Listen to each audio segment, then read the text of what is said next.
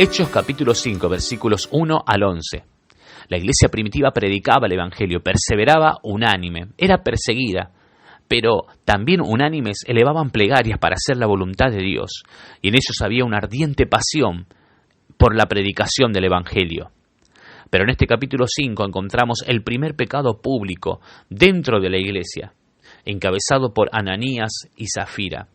Muchos discípulos vendían las propiedades que tenían y el dinero que reunían lo daban a los apóstoles para poder solventar gastos que había a causa de las necesidades de muchos hermanos. Ananías y Zafira, como todos los demás discípulos, no tenían necesidad de dar todo el dinero que conseguían, pero ellos se dejaron conquistar, se dejaron llenar por Satanás, como dice en el versículo 3.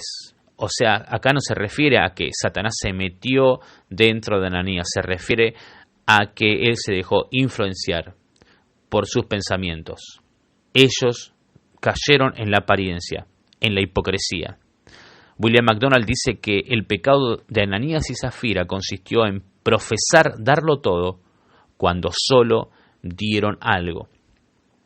Podemos aprender 3 grandes lecciones sobre el pecado en estos versículos. En primer lugar, que el pecado provoca a Dios. Pedro le dice a Ananías que él mintió al Espíritu Santo. También le dice, no has mentido a los hombres, sino a Dios.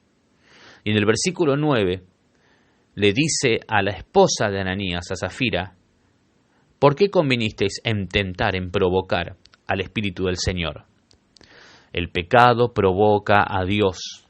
Cuando nosotros pecamos, lo hacemos directamente contra Dios. Y Dios se toma el pecado como algo serio, Dios toma el pecado como algo personal.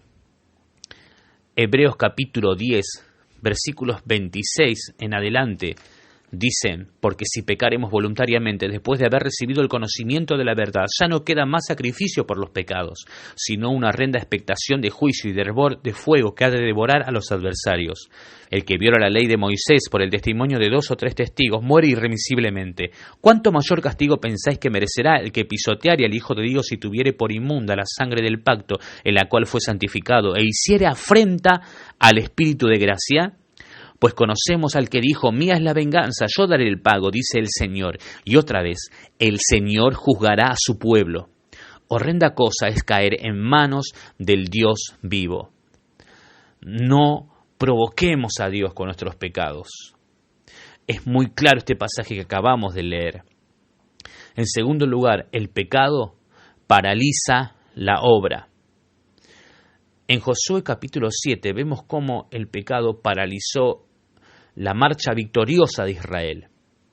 Acán había robado, pero en el versículo 11, Dios declara, Israel ha pecado. No dice Acán ha pecado, dice Israel. En Hebreos capítulo 12, versículo 15, se nos aconseja cuidarnos de las raíces de amarguras, porque muchos pueden ser contaminados por ella. En 1 Corintios capítulo 5, vemos que se enseña cómo se debe tratar con un hermano que ha caído en pecado. Y les dice en el versículo 6, un poco de levadura leuda toda la masa. El pecado no solamente provoca a Dios, sino que paraliza la obra. Por eso, en tercer lugar, vamos a ver que el pecado realmente paga mal. Como dice Romanos 3:23, la paga del pecado es muerte. Y acá el comentarista Richard Bewes dijo, o bien Ananías se iba, o se iba el Espíritu. Dios obró de una manera especial en este caso. Obró quitándole la vida a Ananías y a Zafira. Ahora, esto no significa que ellos perdieron su salvación o que no eran salvos. Dios les disciplinó quitándoles la vida, con el propósito que vemos que se cumplió. Versículo 5, y vino un gran temor sobre todos los que oyeron.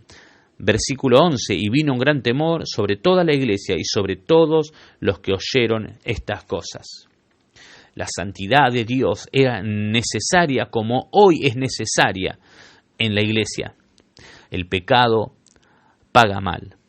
En el versículo 8 vemos cómo Ananías sostenía la mentira, a pesar de que Pedro le dio una oportunidad, diciendo, ¿vendiste en tanto la heredad? Y ella dijo, sí, en tanto. Hebreos capítulo 12, versículos 17 dice que Esaú no tuvo oportunidad para el arrepentimiento. Esaú había vendido su primogenitura. Muchas veces escuchamos que Dios es un Dios de segundas oportunidades, pero estamos hablando del Dios Santo. Y Él nos va a dar muchas oportunidades, pero a veces dice, basta. En 1 Juan 5:16 dice que nosotros no debemos pedir por los hermanos que están pecando voluntariamente, los que hacen pecado de muerte. Por eso la iglesia tiene el deber de juzgar el pecado. Jesús en Juan 7:24 dijo que tenemos que juzgar con juicios santos.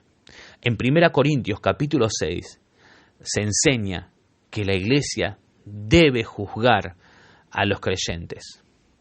Por supuesto, leemos en Gálatas capítulo 6 cuál debe ser la actitud de cada hijo de Dios al ir a confrontar a un hermano que está pecando. Habría mucho para hablar acerca de la disciplina, pero acá lo que podemos tomar para nosotros es que el pecado provoca a Dios. No peques, mi hermano, porque el pecado también paraliza la obra y por supuesto el pecado paga mal.